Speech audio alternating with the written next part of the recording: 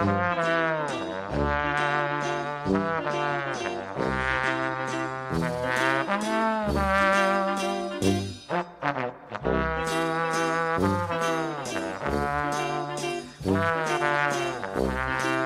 it's going down like Chinatown. J-Mac on a solo mission today to celebrate the National Day calendar. According to the National Day calendar, today is National Book Lovers Day, and it just so happens that I am an aspiring children's book author. I've written a children's book that is in the early stages of development, and I'm going to read that to you today. It's called Johnny Builds a Time Machine. It's a pretty good tale.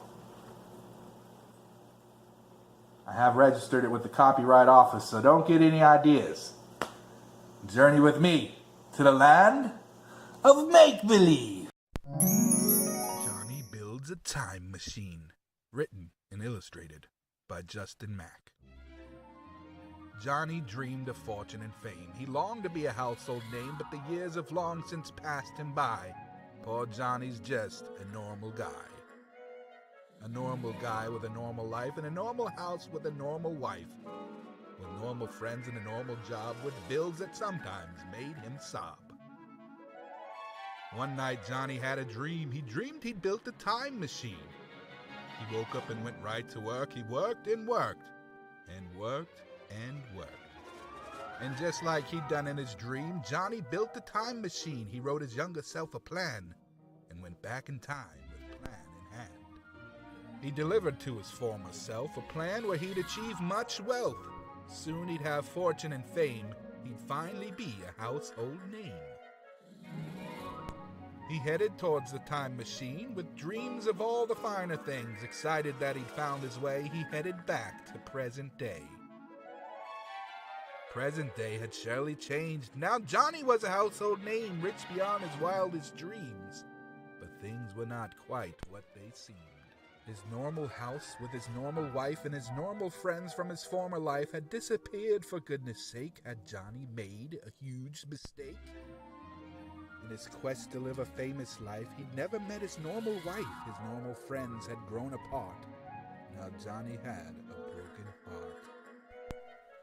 His new wife and his famous life, she really wasn't Johnny's type. She cared only for her fancy things, especially her diamond ring. Johnny didn't like the fame, but now he was a household name with famous friends and a hateful wife. Poor Johnny missed his normal life. He headed for his time machine, hoping he could intervene and change the course of history. But sadly, it was not to be. He tried to warn his former self, but he was blinded by the wealth. He laughed at Johnny's desperate plea. "It'll be fine, now hush, you'll see." Johnny bowed his head in shame. He ruined his whole life for fame. He lost the ones he loved so dear. His normal life had disappeared. He headed towards the time machine when, much to his surprise, his younger self had heard his plea and thought it would be wise if Johnny would take back his plan and leave his life to fate. He said, "Get back in that time machine. Your normal life awaits." Johnny hurried on his way. He traveled back to present day. Now everything was as it should. His dreams of fame were gone for good. While he may not have the finer things, he was rich beyond his wildest dreams in his normal house with his normal wife and his normal friends from his normal life.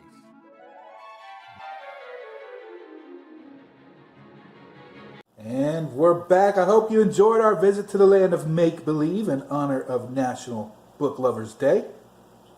Tomorrow's National Lazy Day, so I don't know. Maybe I'll just take the day off. Probably not, though. I think they said something about National S'mores Day as well, so maybe we'll make some s'mores. If you like what you see here, give it a thumbs up, hit that subscribe button, ring the bell too if you want to receive notifications. As always, this is J-Mac saying, until tomorrow, celebrate today.